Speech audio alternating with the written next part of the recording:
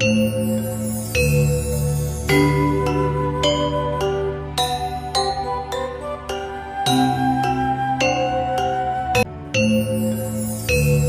mula gudeg telah ada sejak zaman dibukanya alas hutan Mentaok untuk pembangunan Keraton Mataram. Ketika membebaskan hutan, di situ terdapat banyak tumbuh pohon nangka muda sebagai bahan baku utama gudeg. Selain itu juga terdapat pohon kelapa yang tumbuh di pinggir hutan dan tepi sungai. Ketika para prajurit yang sedang bertugas memasak gori dan santan dari kelapa, diminta prajurit lain yang bertugas menebang pohon. Tetapi gori yang telah bercampur santan itu lupa diangkat selama 6-8 jam. Dari kondisi makanan itu, justru menciptakan makanan baru bernama gudeg. Ada pendapat yang mengatakan, gudeg ditemukan oleh seorang istri prajurit yang bernama Sri Sumantri. Wanita ini pertama kali memasak gudeg menggunakan nangka muda yang dicampur dengan gula dan santan pada 1557 Masehi. Sampai saat ini belum menemukan literatur sejarah pasti gudeg. Untuk melacak eksistensi gudeg biasanya dari warung penjual gudeg itu sendiri. Di selatan Pelangkung Tarunasura, Pelangkung Wijilan berderet warung-warung gudeg. Di antara warung tersebut, warung Ibu Slametlah yang pertama kali merintis usaha gudeg, yakni pada tahun 1942.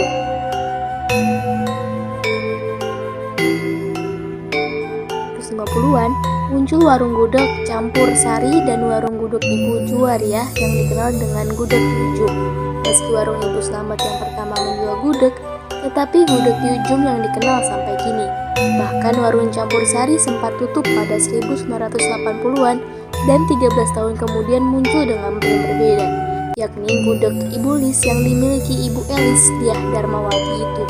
Di lokasi berbeda, di sisi barat areal gedung bioskop Jalan Sultan Agung, Yogyakarta, terdapat gudeg Permata yang dirintis oleh Ibu Pujo sekitar tahun 1951. Dinamakan gudeg Permata karena nama bioskop di lokasi warung gudeg itu berada adalah Permata.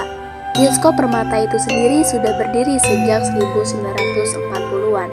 Gudeg Permata ini begitu terkenal, tak cuma dari kalangan warga biasa, tetapi dari kalangan ringrat maupun tokoh nasional, seperti Sri Sultan Hamengkubuwono X, almarhum Sri Paku Alam VIII, Wali Kota Yogyakarta Heri Sudianto, Menpora Andi Malarangeng, dan lain-lain.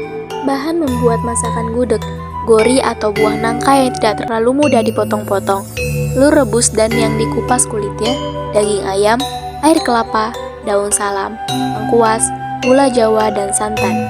Cara memasaknya, alaskan daun salam di dasar panci, taruh di atasnya irisan lengkuas, campur bumbu halus dengan 500 air kelapa dan aduk sampai rata. Masukkan berturut-turut potongan nangka muda, telur rebus, daging ayam, dan gula jawa. Siramkan bumbu halus yang dilarutkan dalam air kelapa atau cuka. Tambahkan air kelapa secukupnya sebatas tinggi nangka dan telur tadi agar terendam. Tutup panci rapat-rapat. Masak di atas api sedang. Jangan dibuka-buka tutupnya selama kira-kira 2 jam.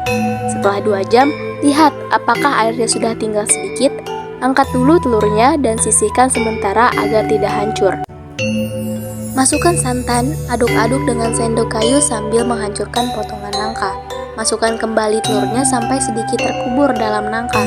Masak lagi dengan api kecil selama minimal 3 jam.